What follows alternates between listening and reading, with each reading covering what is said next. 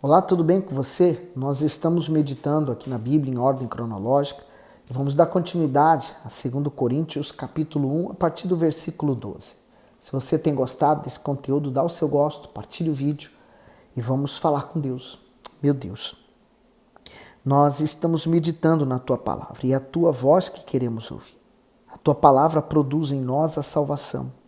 Por isso que o Senhor abra o nosso entendimento, desperte a nossa fé. Abençoa essa pessoa que está meditando conosco, para que ela também, meu Deus, em tudo que ela tem necessidade, seja ela atendida. Que assim seja. Então, 2 Coríntios, capítulo 1, versículo 12. Porque a nossa glória é esta, o testemunho da nossa consciência, de que com simplicidade e sinceridade de Deus, não com sabedoria carnal, mas na graça de Deus, temos vivido no mundo e do modo particular convosco. Comentário diz assim: o testemunho da consciência. Paulo era caluniado e reprovado pelo mundo, mas em nada se sentia condenado, pois era totalmente aprovado pelo Altíssimo. Quem lhe dava essa certeza era o testemunho íntimo da sua consciência. O Espírito Santo presta um serviço valioso para os nascidos de Deus. Ele aprova ou reprova mediante a conduta, as ações e as intenções de cada um. Portanto, aqueles que se deixam conduzir pela sua luz e pela sua voz desfrutarão da mesma alegria de Paulo. Então, não se preocupe com o que os outros pensam sobre você, mas sim com o que o Todo-Poderoso atesta sobre sua fé e sinceridade. Enquanto muitos dão tudo de si para serem aprovados pela sociedade, quem é salvo dá tudo de si para agradar ao Senhor. E aí, uma observação, né? O apóstolo fala aqui, o testemunho da nossa consciência, né? Tem muitas pessoas que fazem tudo errado e elas falam assim, mas minha consciência não me acusa, mesmo fazendo o errado. Por quê? A consciência já ficou cauterizada. Como é que eu sei que a minha consciência está boa, né? Está tudo bem com ela? É simples. A sua consciência ela tem que ser lavada diariamente pela palavra de Deus. Então, aqueles que se dizem ser uma coisa, mas desprezam a palavra de Deus, a consciência desses já está maculada.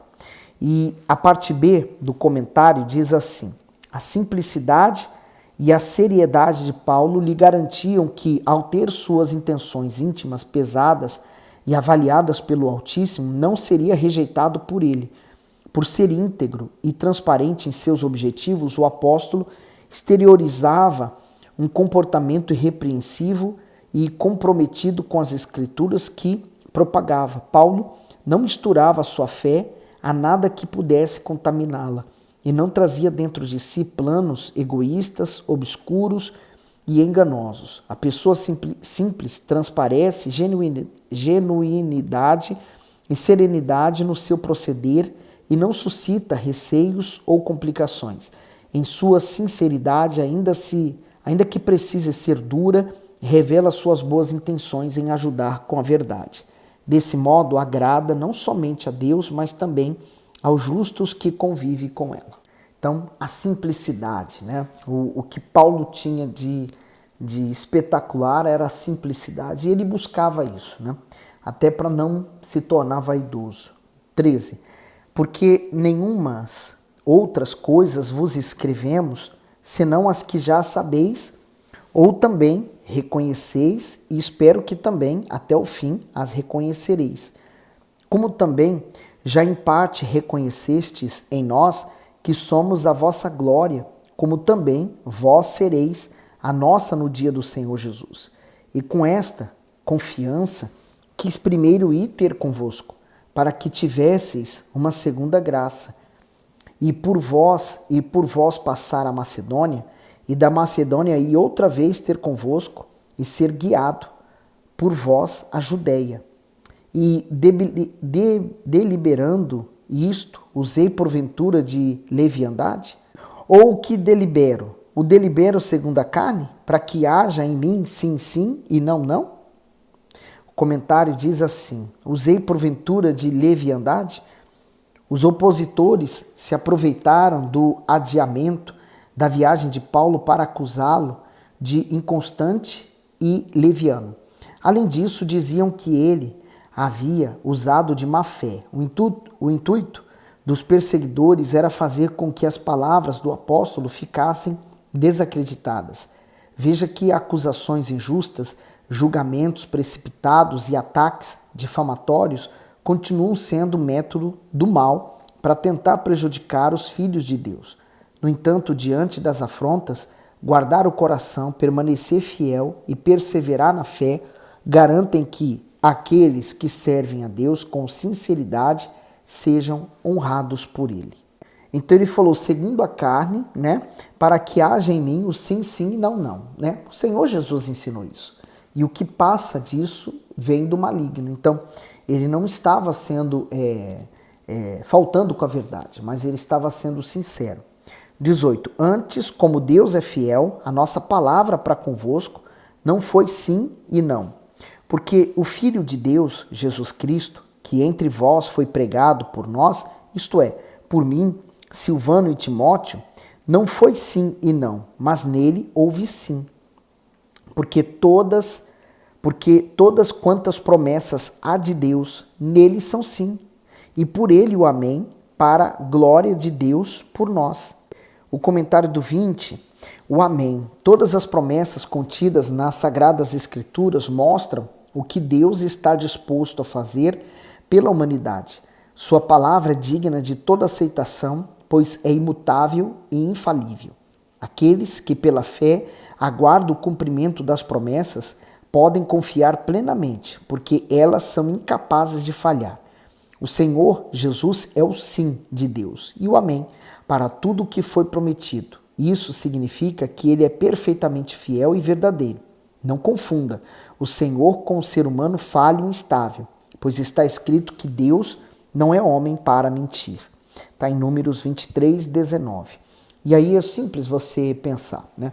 Primeiro porque o Senhor Jesus morreu pagando os nossos pecados e também nos transformando, né? Se eu aceito o sacrifício de Jesus, então eu sou perdoado e justificado dos meus pecados. E uma vez que isso acontece, eu me torno herdeiro das promessas que Deus fez a Abraão.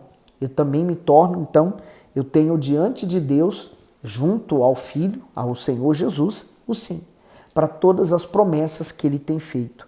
No 21, mas o que nos confirma convosco em Cristo e o que nos uniu é Deus, o qual também nos selou e deu o penhor do Espírito em nossos corações. Comentário, confirmação, unção e selo divino. Deus não apenas chama seus filhos, como também confirma que pertencemos a Ele.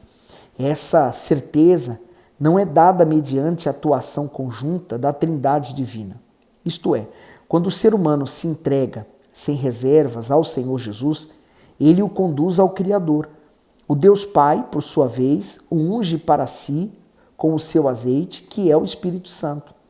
A expressão ungir era usada somente para reis, sacerdotes e profetas que tinham óleo derramado sobre a cabeça, a fim de serem capacitados para os propósitos de Deus. Esse termo também foi empregado ao Messias para designar que ele era separado e consagrado para o mais alto propósito divino, resgatar e redimir a humanidade do pecado. A partir de então, separado para o Altíssimo, o homem recebe o selo dele, ou seja, o seu selo, o Espírito Santo, dentro de si. Essa marca impossibilita qualquer engano, pois prova que ele se tornou propriedade de Deus e um autêntico filho seu. Essa é a forma mais sublime que o Pai tem de assegurar a herança espiritual, protegendo e proteção e segurança aos seus filhos para todo sempre. Então, veja que magnífico, né? Primeiro, ele falou, mas confirma convosco em Cristo e que nos uniu é Deus. Então, Cristo nos une a Deus novamente. Ele é o caminho, né? O único e exclusivo caminho que nos leva até Deus, o qual nos selou. Então, ele nos dá esse selo, o selo da promessa, assim como a marca do sangue protegeu os hebreus da morte do primogênito, também nós hoje somos selados com o sangue do Cordeiro, com o sangue de Jesus, e deu o penhor do Espírito em nossos corações. Quer dizer, o penhor, se você já teve algum bem material, e você precisava de um dinheiro, você vai na casa de penhores, você deixa aquele bem seu, material, eles te dão em dinheiro, quando você tem o dinheiro de volta, você volta a resgatar aquele bem. Então o Espírito Santo não é nosso, ele nos é como se fosse penhorado. Ele foi deixado conosco como forma de garantia de que nós chegaremos. Então, assim como o Senhor Jesus, ele hoje está assentado à destra do Pai, nós também estaremos junto com ele. E para terminarmos esse capítulo 23, invoco, porém, a Deus por testemunha sobre a minha alma, que, para vos poupar, não tenho até agora ido a Corinto. Não que tenhamos domínio sobre a vossa fé, mas porque somos cooperadores de vosso gozo, porque pela fé estáis em pé. E a vida é pela fé. Nós nos mantemos em pé, né? Aquele que está em pé, cuide para que não caia, né? Eu tenho que permanecer. Agora, 2 Coríntios 2. Mas deliberei isto comigo mesmo, não ir mais ter convosco em tristeza. Porque se eu vos entristeço, quem é que me alegrará, senão aquele que por mim foi contristado? Escrevi-vos isto mesmo, para que quando lá for, não tenha tristeza da parte dos que deveriam alegrar-me, confiando em vós todos que a minha alegria é a de todos vós, porque em muitas tribulações e angústias do coração vos escrevi, com muitas lágrimas, não para que vos entristecesseis, mas para que conhecesseis o amor que abundantemente vos tem. Então, nós vemos que nas cartas de Paulo ele repreende muito os coríntios por algumas coisas que eles estavam fazendo e confiando, né? Desviando-se da fé. Então ele fala que ele não queria ir lá visitar eles por tristeza, mas com alegria, né? Porque ninguém merece. O que alegra o pastor? É você obedecer a voz de Deus, a palavra de Deus e as coisas correrem bem, né? Porque quem obedece a palavra de Deus dá testemunho dela. No 5, porque se alguém me contristou, não me contristou a mim, senão em parte, para vos não sobrecarregar a vós todos. Basta-lhe ao tal esta repreensão feita por muitos. De maneira que, pelo contrário, deveis antes perdoar-lhes e consolá-lo, para que o tal não seja de modo algum devorado de demasiada tristeza. Por isso vos rogo que confirmeis para com ele o vosso amor. E para isso vos escrevi também, para pôr esta prova, saber se sois obedientes em tudo. Comentário: disciplina ponderada. Os objetivos da disciplina são restaurar alguém obstinado no erro, conduzir essa pessoa à presença divina e preservar a integridade da igreja. Então, nem a repreensão, nem a disciplina podem ser aplicadas de maneira excessiva, a ponto de desencorajar aquele que errou de receber o perdão e a compaixão divina. Vale ressaltar que insultos, desprezos e ofensas não contribuem para o arrependimento de ninguém. Muitos, visando ajudar, corrigem de forma exagerada em nome da fé. Contudo, isso causa um sofrimento que não restaura a alma, mas destrói a esperança daquele que caiu de se erguer novamente. Por isso que a Bíblia fala muito sobre a cana quebrada, né? E aquele que vem pisar a cana quebrada é como se, por exemplo, a pessoa já está machucada, já está destruída e vem alguém e pisa ainda mais, né? Então, não deve se fazer isso. Agora o 10. E a quem perdoardes alguma coisa, também eu. Porque se eu também perdoei alguma coisa, a quem eu a perdoei, por amor de vós o fiz na presença de Cristo, para que não sejamos sobrepujados por Satanás. Porque não ignoramos os seus ardis. O comentário daqui diz, não ignoramos os seus ardis. A pessoa que peca e desrespeita os ensinamentos sagrados deve ser advertida. Porém, essa repreensão não é um estímulo para que os demais à sua volta não a perdoem e não a absolvam do seu erro. Assim como o Senhor Jesus perdoa o pecador, o apóstolo afirma que também perdoa e ensina todos a fazerem o mesmo. Esse tipo de disposição dentro da igreja dá condições para que aqueles que caíram em pecado sintam-se encorajados a voltar à fé. A falta de perdão nos conflitos interpessoais tem sido uma grande ferramenta usada pelo diabo para promover mágoas e desejo de vingança. Diante disso, devemos ter sabedoria e discernimento para nos precaver da astúcia, da habilidade dos estratagemas que Satanás usa para semear discórdias e maus olhos e, consequentemente, levar à perda da salvação. Vamos só pensar aqui um pouquinho, né? Ele falou, a quem perdoar-se? Nós temos que perdoar para termos o perdão de Deus. Quando você perdoa alguém, por exemplo, você recebeu uma pedrada de alguém, uma pedrada, digamos, alguém que te feriu, né? Você sentiu aquela dor e essa dor causou uma mágoa em você, um sentimento ruim contra aquela pessoa. A questão é que quem jogou a pedrada em você até esquece que fez isso, mas você que sentiu a dor, você que passou pelo problema, você termina pensando, carregando aquela dor constantemente. É como uma ferida aberta que não cicatriza. Quando você decide, porque o perdão é uma decisão, quando você decide perdoar a outra pessoa, é como se você tapasse aquela ferida. Pronto, ali aquela ferida já não vai mais doer. Se você tem alguma cicatriz por alguma coisa que aconteceu no passado ou uma cirurgia, talvez hoje você mexa nela, já não vai mais doer. Por quê? Cicatrizou. Então, se uma mágoa você não tapá-la, ela vai continuar doendo e cada vez vai ser maior, porque quanto mais pessoas te ferirem, então mais essa ferida vai aumentar em você. E aí vai se tornando cada vez mais difícil curar você. Mas Jesus tem esse remédio para curar, né, esse problema. Mas ele falou assim, para que não sejamos sobrepujados por Satanás. Satanás, ele é astuto, né? Ele estuda o ser humano. Ele estuda a mim, ele estuda você, porque ele quer achar as nossas fraquezas, para de alguma maneira conseguir destruir a nossa fé. Ele destruindo a nossa fé, ele consegue destruir nossa comunhão com Deus, a nossa paz.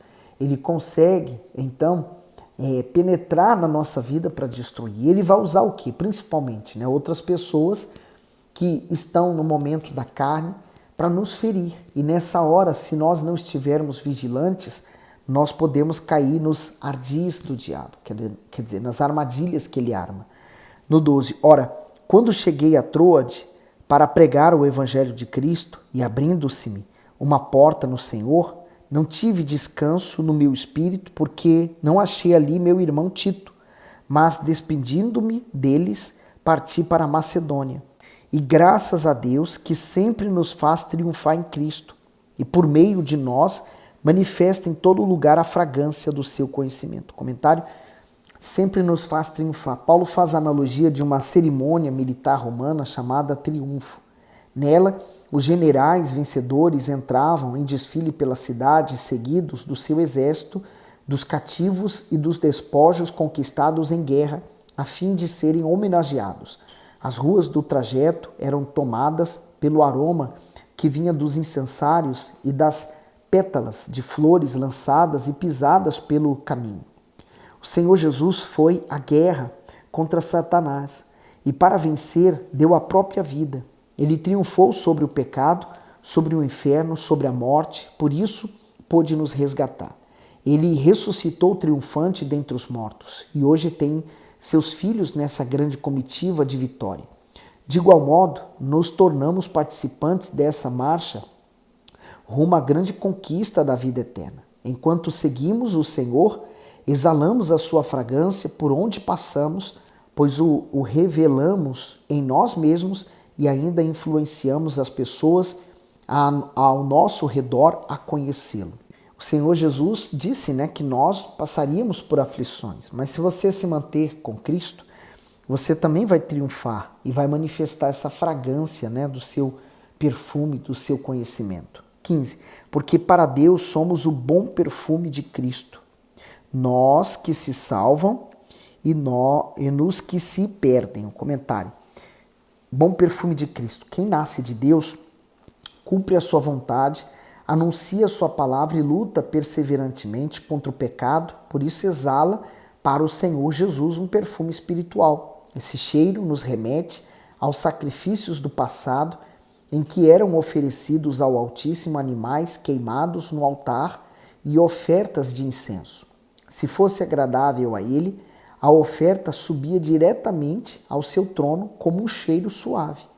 Esse princípio continua hoje por meio da sua vida, isto é, a prática perseverante da fé, a renúncia da nossa vontade em prol da vontade de Deus, as orações sinceras e a conduta íntegra são ofertas preciosas para o Senhor. Essas práticas que produzem aroma agradável ao Senhor Jesus o fazem regozijar, pois ele vê que nos tornamos aquilo que foi divinamente projetado para nós. Diante disso, aqueles que por nosso intermédio vierem a crer no Evangelho serão salvos, porém, os que rejeitarem essa palavra de vida estarão perdidos para sempre.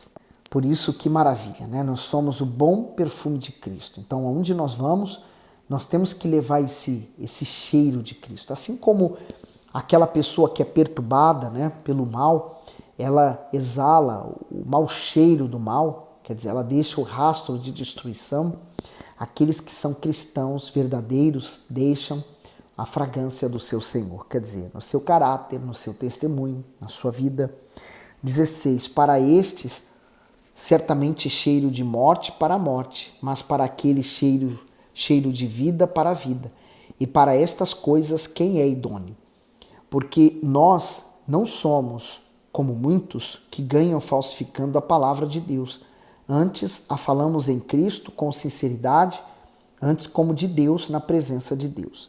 Comentário final, falsificadores da palavra de Deus. Naquela época, alguns pregadores se aproveitavam dos propósitos, dos próprios talentos para convencerem seus ouvintes de que a vida cristã não demandava tanto esforço. Com isso, anunciavam um evangelho próprio, fácil, que omitia a necessidade de práticas essenciais para o verdadeiro cristão, como o sacrifício de negar a si mesmo para se manter no reino de Deus. Essa conduta ainda permanece e é encontrada naqueles que se preocupam em agradar as pessoas para conquistar adeptos e ganhar benefícios pessoais. Diante disso, diluem a palavra com ideias humanas.